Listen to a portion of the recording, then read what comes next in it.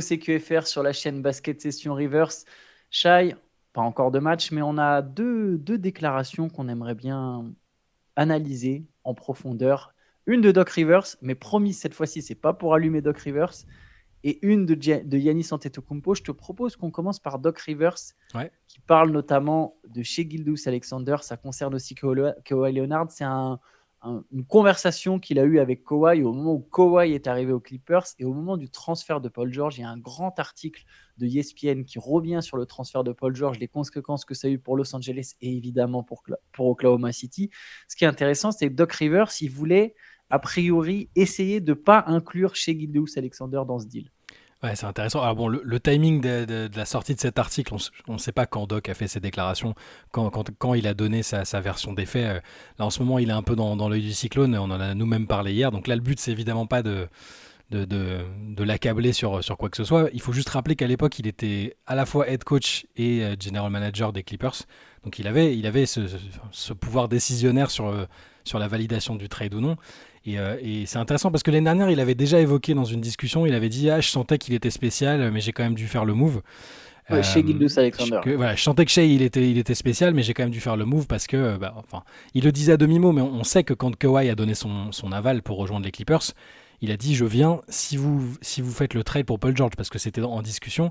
En gros, si vous me validez pas ça, je viens pas. Tu vois. Donc après, ça pouvait être le jeu des négociations, mais toujours est-il que les Clippers ont marché ont cédé à cette requête, cette demande. Et donc dans cet article qui est très intéressant sur ESPN, et ça revient sur ce moment où ils ont dû choisir ou non de valider ce trade. On va le rappeler peut-être, le trade quand même, c'était pour Paul George. Les Clippers ont donc dû donner Shai Gilgeous-Alexander, Danilo Gallinari, 5 premiers tours de draft et le droit de swapper sur 2 autres premiers tours de draft. Donc une offre 7 pics, hein, ça fait du voilà, coup. 7 pics plus Gallinari qui à l'époque était aujourd'hui il est un peu sorti des radars, il joue aux Bucks mais c'est plus le joueur que c'était. Donc c'était un bon joueur Gallinari à cette époque-là, il avait quand même une certaine valeur. Et Shai Gilgeous-Alexander est devenu ce qu'on sait, mais à l'époque c'était un joueur prometteur euh, dont personne ou presque pouvait deviner qui deviendrait le franchise player d'une équipe en NBA. Enfin, faut aussi le dire. C'est pour ça que ça peut être tentant de se moquer de Doc sur ce qu'il va dire là. Vous allez voir la déclaration. Mais on va choisir de le croire et dire qu'il avait vraiment eu du mal à accepter sur le coup la décision.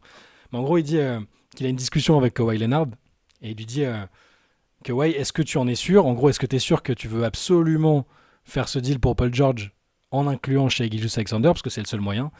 Et il dit je pense que Shai va être un joueur incroyable. Ça prendra 1 an ou 2, mais je crois que tu sous-estimes à quel point il va devenir fort. Après, il dit je n'ai pas contesté sa décision. Donc, bon, sa décision comme si Kawhi c'était le GM des Clippers à ce moment-là, ce qui était partiellement vrai sur ce move-là, finalement. Mais j'ai quand même mis ça sur la table et je me demandais simplement s'il n'y avait pas un autre moyen de faire ce trade que d'inclure Shai dedans.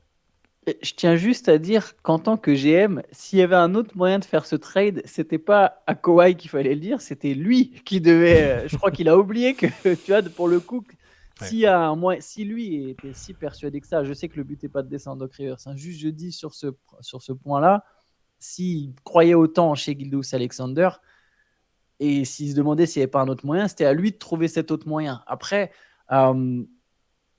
sur chez Gilgeous-Alexander, ça prouve que Doc Rivers, effectivement, voyait vraiment quelque chose en lui. Je tends à le croire. Ce qui est intéressant, c'est que Sam Presti, qui est de l'autre côté de cette transaction, qui est un GM ultra réputé, pour le coup, lui, il n'est pas coach GM, c'est vraiment son boulot, c'est sa spécialité, lui-même a reconnu que jamais il avait imaginé une telle suite pour Shai Gilgeous-Alexander. Il ne voyait pas du tout une superstar en Shai Gilgeous-Alexander, il ne s'attendait pas à ça. Et c'est intriguant, tu vois, de voir Doc Rivers prendre l'autre position. Après, Doc Rivers avait l'avantage de pouvoir le voir à l'entraînement tous les jours. Donc, il avait sans doute une meilleure idée du potentiel de chez Gilgeous-Alexander. Mais du coup, voilà, est-ce qu'il y avait un autre deal à faire? Bon, je pense que de toute façon, les Clippers, s'il fallait envoyer un jeune prometteur, c'était le seul qui était dispo dans l'effectif. Il y avait une pression aussi de la part, parce que donc c'est pas que Doc qui a pris la décision. Hein. Il était GM certes, mais il avait des gens au-dessus aussi, président des Lawrence opérations Frank, basket, ouais. Et ouais. même Ballmer, je veux dire, il voulait envoyer la sauce pour construire l'équipe. Il lui fallait des stars pour rivaliser avec les Lakers. C'est un dossier dans lequel ils ont battu le dossier Kawhi, ils ont battu les Lakers dessus, donc c'était important Ouais. pour eux de se démarquer.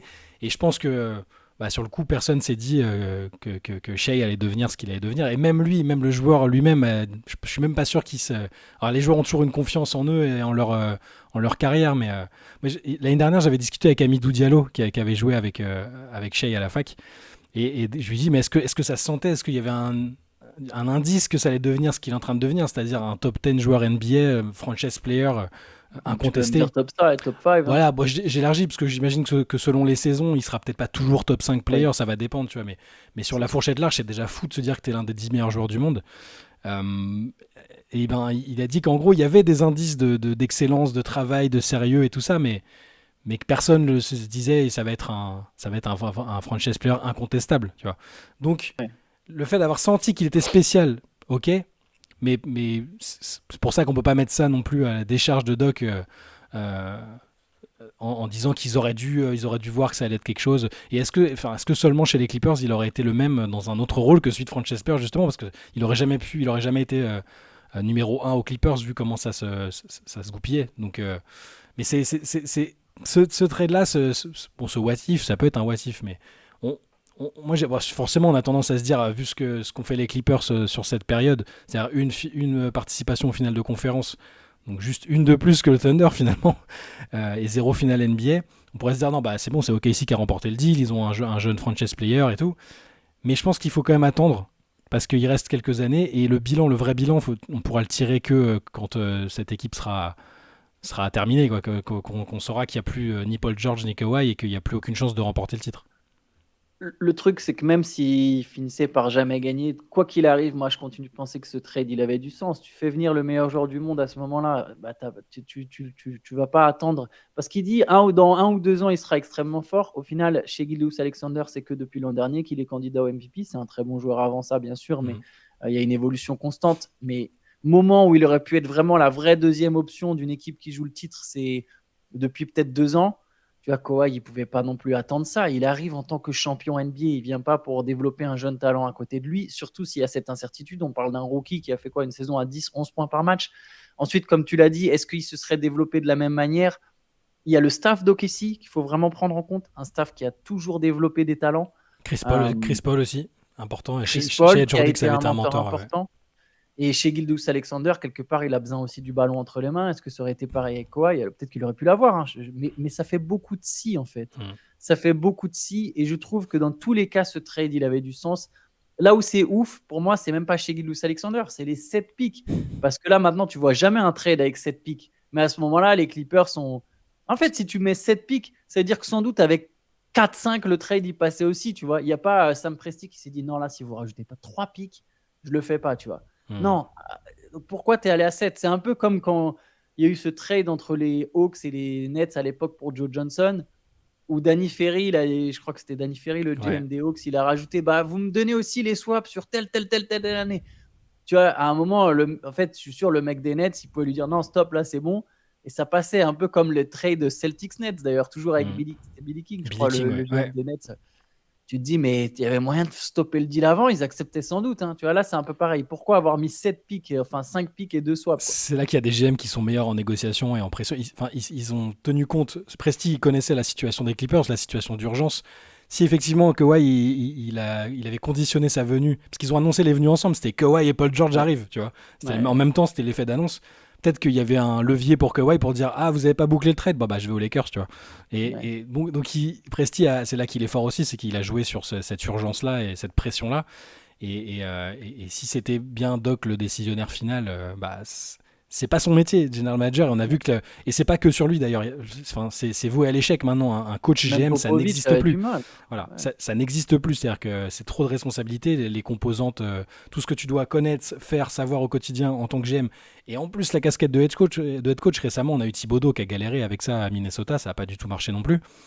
Donc c'est pas voilà, là c'est un peu c'est pour presque réhabiliter Doc parce que j'ai aussi vu alors c'est plus sur le Twitter US, tu vois, en France j'ai moins vu parce que ça a moins surfé sur la période compliquée qu'il est en train de vivre dans les médias, mais des moqueries sur Doc parce qu'il arrive en mode devin, mais je vous l'avais dit que Shea il serait fort et les mecs ils se moquent en disant ah ouais ils font une fausse citation de Doc. Ouais, j'avais dit que l'empereur Palpatine était un peu chelou quand même, qu'il allait devenir. Tu vois. Donc il se moque de lui parce qu'il semble passer pour un prophète qui avait annoncé tout ce qui allait se passer et tout. Mais pour le coup, c'était intéressant de savoir qu'il avait détecté vraiment une vraie valeur chez Shea comme personne. Enfin, je pense qu'on aimait tous le joueur qu'il était en tant que rookie aux Clippers. On s'est dit, putain, il est étonnant quand même.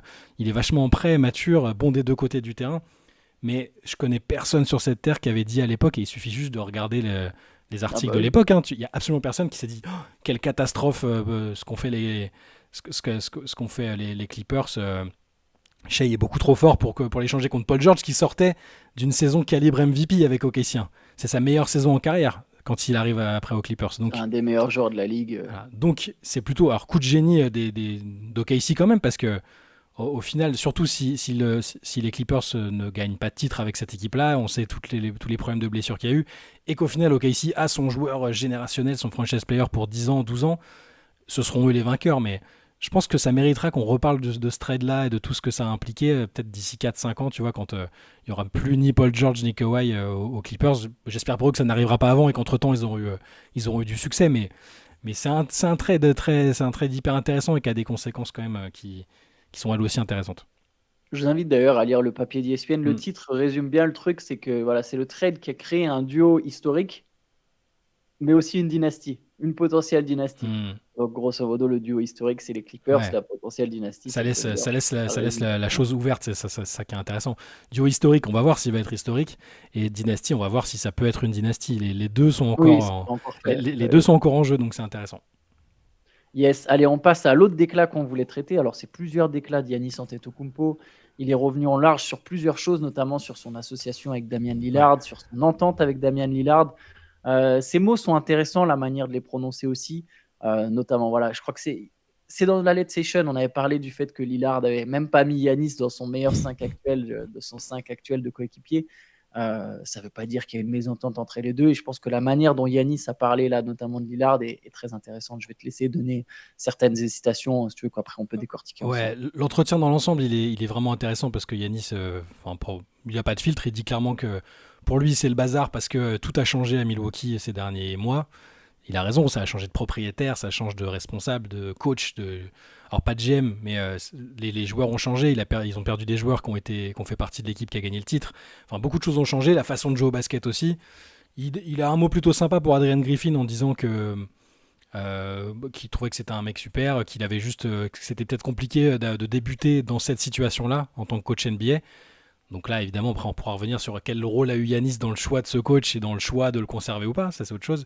Et il a aussi dit du bien de Doc Rivers en disant que s'ils avaient plaidé en sa faveur, c'est parce que c'est un mec qui a gagné plus de 1000 victoires en tant que coach et que Doc lui permet aussi de pas d'avoir à moins faire en termes de leadership. C'est-à-dire que Yanis donne l'impression de s'être un peu épuisé et on l'a vu, il a beaucoup parlé. Il a beaucoup parlé sur un tel doit faire ci, un tel doit faire ça. On trouvait ça même un peu étonnant. Et Doc lui permet de moins avoir à faire ça et de se concentrer plus sur le basket et de faire l'une des meilleures saisons statistiques de sa carrière, soit dit en passant. Mais ce que j'ai retenu moi de l'entretien aussi, c'est cette question avec Damian Lillard parce qu'on attend ce duo comme on l'attendait comme l'un des plus forts de la NBA, le pick and roll inarrêtable, tout ça. Et c'est marrant de voir qu'il évoque les difficultés sans se cacher et tout en restant positif. Donc ouais, je vais lire un peu ce qu'il dit et qui me semble intéressant. Notamment sur ce fameux pick and roll, parce que sur le relation à deux, il dit en fait ça doit être organique. On peut pas juste dire donner la balle à Dame, Yanis pose l'écran et hop ça va marcher. Les choses fonctionnent pas comme ça. Pendant qu'on est en train d'opérer, les gars doivent être en mouvement, occuper l'adversaire. Brooke doit plonger, quelqu'un doit anticiper le rebond offensif. C'est pas aussi simple que va poser l'écran. Et les jours où on Bien arrive sûr. à inclure ça dans la continuité de l'attaque, où je viens poser un écran, il me touche, je reviens, je le touche à mon tour, c'est là qu'on y arrive. Et après il dit il trouve que la meilleure version de ce truc-là, c'est qu'il dit quand je prends un rebond et que je donne rapidement à Dame en transition, ça lui permet d'opérer à un haut niveau pour shooter à 3 points, driver, chercher d'un contre 1, aller dans la peinture. C'est très bon pour lui et j'essaye du coup de poser autant d'écrans que possible pour lui permettre ça. Ensuite, là où c'est intéressant, c'est vraiment sur la relation en eux-mêmes et sur le rôle qu'il attend de Lillard, je trouve. Parce qu'on l'a bien vu que malgré ses stats pour le commun des mortels, elles sont bonnes à Lillard. C'est plus de 24 points et 6 passes de moyenne. Beaucoup de joueurs se contenteraient de ça. Ça reste excellent. Il a été titulaire All-Star Game, il est encore populaire. Mais tu sens que Yanis est un tout petit peu encore Alors frustré, c'est peut-être un grand mot. Il est frustré de la situation générale, mais c'est pas directement contre Lillard. Mais il dit, je suis son plus grand fan, dans le bon comme dans le mauvais. Je suis avec lui jusqu'à la putain de fin. Je l'ai répété plein de fois. Et là, il dit, c'est son équipe, ça doit être son équipe. En fin de match, il aura la balle et ça ne se passera pas autrement. Je ne sais pas comment le dire autrement ni quoi dire d'autre. Mais lui doit croire ça aussi. Donc, tu sens qu'ils n'ont pas encore, au niveau de l'alchimie, de la confiance que Lillard a dans cette équipe et dans ses capacités, ils sont pas encore là où ils veulent être en fait. Mais parce qu'en fait, c'est toujours comme ça un peu la première année. C'est pour ça que les associations stars sont difficiles aussi. Quand tu arrives, malgré ton statut, c'est dur de t'imposer comme le meilleur joueur de l'équipe. LeBron James, quand il arrive à Miami, il est timide d'une certaine manière. Ouais. Il se considère pas comme ça, comme son équipe. Et c'est après l'échec contre Dallas en finale que Dwayne Wade est obligé de lui dire mais mec, c'est ton équipe, tu vois. Prends les choses en main. Et je pense que Lillard, malgré tout son background, il arrive dans une équipe de Milwaukee, dans un contexte pas facile. Il a à côté de lui l'un des meilleurs joueurs de tous les temps. Je pense qu'il a du mal à se dire là c'est moi qui décide. Mais Yanis veut qu'il soit un closer. Alors je vais faire une comparaison qui est très osée et qui peut être mal interprétée, mais je pense que c'est c'est le one-two punch qui peut se rapprocher le plus. Attention, Kobe Shaq. Kobe Shaq, évidemment. Alors évidemment, Yanis n'est pas Shaq, Lillard n'est pas Kobe, mais ça faisait très longtemps qu'on n'avait pas deux Hall of Famers comme ça sur un axe 1-5 avec un big man dominant. Bien sûr que Yanis n'est pas un pivot comme Shaq, mais au final, dans la NBA moderne, il représente la même chose, plus ou moins, en termes de domination physique, athlétique. Il peut vraiment prendre le dessus sur ses adversaires avec son physique. Et tu as un mec comme ça, très dominant, ça t'ouvre des espaces, mais il te faut un closer. Il te faut un mec qui est capable de shooter n'importe quand. Alors, oui, Lillard, c'est pas le même joueur que Kobe, bien sûr, mais c'est ça. En fait, au final, on sent qu'Yanis, il attend ça. Il attend un closer, un mec qui va mettre 15 points dans le money time quand il faut, qui va prendre 4 shoots de suite s'il faut. Et je trouve que ce duo a le potentiel, pas pour faire comme Kobe Shaq, ils ont pris 3 titres de suite. C'est extrêmement dur et je pense qu'on le verra pas si tôt dans cette NBA, mais pour aller gagner comme ça autour de cet axe. Et là où je rejoins aussi Yanis sur le côté pick and roll, c'est que bien sûr que c'est pas aussi simple que juste écartez-vous et on met un pick and roll dans l'axe. Au final, même les Rockets de Harden, c'était pas aussi simple. Mais ce que je trouve intéressant, c'est qu'il y a un potentiel tactique extrêmement grand autour de ce pick and roll Lillard-Yanis. Il y a certains tacticiens dans cette ligue, tu leur donnes la possibilité de construire autour, ils vont te faire des merveilles. Il est plus coach, mais Brad Stevens, il aurait fait des merveilles avec Lillard et Yanis. Je peux le dire pour plein de gars, tu vois, évidemment, Spoelstra, il y a toujours les mêmes noms qui vont revenir. Mike Malone, tout ce qu'il a réussi à créer autour de Jokic, Murray, alors c'est aussi dû aux joueurs, hein, eux-mêmes, mais tu peux vraiment faire des choses. Et effectivement, oui, il faut qu'il y ait du mouvement autour, faut que ça soit plus subtil qu'un simple pick and roll. Faut que tu donnes l'impression que c'est pas juste un simple pick and Mais roll. les deux notions intéressantes justement qu'il évoque là, il lui dit il faut lui donner de l'espace et il faut qu'il ait la confiance parce qu'on a vu, on en a parlé il y a pas très longtemps, tu sais les fameuses séquences où il y a de l'espace qui se libère devant lui, où le Damian Lillard de Portland, il aurait shooté 18 fois, il aurait shooté quoi qu'il arrive, et où il tourne un peu, il cherche et du coup il finit par lâcher le ballon et c'est pas une bonne situation quoi. Donc il y a la notion de lui créer de l'espace et il dit bien il faut lui créer de l'espace, il en a besoin. Il dit je sais pas comme Chris Middleton, il dit lui, il a besoin d'espace et il faut qu'il ait la confiance en lui et confiance dans le fait que c'est à lui de finir les actions et de finir les matchs. C'est un joueur qui a toujours été très fort dans les quatrièmes cartons et on va pas reparler de la clutch attitude. C'est le joueur le plus clutch actuel, je pense. Enfin, sur les dernières années, il a ce gène-là. Mais du coup, donc pour créer de l'espace, il faut trouver des systèmes inventifs. Et là, on en revient à quoi? Je sais, on en revient à Doc Rivers. Et c'est pas Doc Rivers, mais ils ont choisi. Il a dit lui, on en a parlé. Ça l'aide dans le leadership. Ouais. Ils ont choisi un players coach, un mec en tout cas qui est étiqueté players coach. Mais quand tu vois cette déclat, tu sens que ce qu'il faut à Milwaukee, c'est un tacticien. Ils peuvent prendre un mec avec des lunettes qui se bouffe 50 vidéos de basket par heure. Au final, ça a peut-être plus d'impact. En tout cas, ils ont besoin au moins qu'il y ait un mec comme ça dans le staff de Doc. Ce que j'allais dire, ça peut être un assistant après. Parfois, il y a des. Exactement. Mais il faut un mec qui soit capable de faire jouer ces gars-là ensemble de manière justement subtile, inventive, créative. Trouver des trucs parce qu'il y a de la matière. Tu as Brook Lopez, tu as un pivot qui peut étirer les lignes, qui peut poser des écrans, qui peut jouer près du cercle. Tu as Chris Middleton qui est un homme à tout faire, qui peut jouer avec, sans le ballon. Tu as de la matière pour créer un vrai schéma de jeu. Donc, mais par contre, est-ce que tu as choisi le bon homme pour ça? En tout cas, Yanis on a l'air convaincu. C'est pour ça que je pense qu'il a quand même il a eu son mot à dire dans le choix du coach. Et est-ce que lui-même a fait la bonne analyse et a pris la bonne décision derrière? On verra. Après, tu as raison, il faut aussi voir qui dans le staff peut apporter ces paramètres-là. Est-ce que Doc va lui laisser l'importance, enfin les responsabilités pour faire les ajustements tactiques? Ça, on sait qu'il y a les coachs NBA ont normalement ils ont leurs gars qui leur détectent les petits trucs, les petits ajustements. Est-ce que ce sera le cas pour Doc? Je sais pas. On est forcément sceptique parce que c'est un coach à l'ancienne qui est très fort pour peut-être motiver les mecs et leur ôter des responsabilités dont ils veulent pas. Là, clairement, Yanis, il veut, ça l'intéresse pas de faire la police, de dire toi tu dois faire ça, toi tu dois faire ça. Il a envie de jouer. Donc ça, de ce point de vue-là, c'est positif. Mais est-ce que t'as raison? Est-ce que tactiquement ce sera suffisant? Parce que les gros tacticiens ont encore de l'impact en playoff. Hein. Enfin, je veux dire, si Miami va en finale, c'est parce que Spoelstra, il s'ajuste à chaque fois, il s'ajuste à chaque situation, à chaque adversaire. C'est sûr on a résumé ça à Jimmy Butler est un génie. En playoff, c'est Michael Jordan et du coup, ils peuvent passer n'importe qui. Mais il y a aussi, sur chaque série, quand tu te détailles, il y a des ajustements qui viennent de Spoelstra, des choix de mecs qui font qu'on en arrive là. Donc c'est pour ça qu'on veut pas donner l'impression de critiquer forcément Doc Rivers. C'est pas que de sa faute. Mais c'est ce qui nous paraît limitant pour eux à l'heure actuelle pour aller chercher le titre. Et il y a une pression, quoi. Il y a une pression. Il y a une énorme pression quand tu formes un duo comme ça, quand tu crées un duo comme ça et que tu as été champion il n'y a pas si longtemps, que ton franchise player a clairement montré qu'il n'hésiterait pas à mettre la pression et à dire qu'il pourrait partir si ça lui convient pas. Tu as la pression. Et donc, est-ce que ce choix de coach va avec cette pression-là? C'est autre chose. L'ironie, c'est qu'ils avaient un coach offensif très bon en début de saison, un assistant coach offensif, un mec qui a fait ses preuves à Portland. Moi, Terry pour le coup, Stotts, pour avoir suivi les Blazers de Damian Lillard pendant des années et des années, il y avait des systèmes inventifs, il y avait quelque chose, il y avait des vrais schémas en attaque et c'était Terry Stotts. Et lui s'est barré. Alors ça, pour le coup, ça n'a rien à voir avec Doc Rivers. Ça avait une mésentente avec Catherine Griffin et je pense que Stotts avait aussi ses torts, hein, parce qu'il avait du mal à rentrer dans un rôle d'assistant. Bon, de toute façon, c'est pas exactement le fin mot de l'histoire, mais voilà, les Bucks ont les armes. En fait, ils ont les ingrédients, ils n'ont pas le chef, j'ai l'impression. Tu vois. Ouais. Tous les ingrédients, ils sont sur la table, mais celui qui fait la recette, tu vois, il n'a pas la moindre idée de ce qu'il fait. Et là, je le dis, c'est de manière impersonnelle. C'est pas même pas Doc Rivers, c'est juste, t'as l'impression qu'il n'y a pas ce tacticien qui va subtilement mettre les trucs en place. Ouais.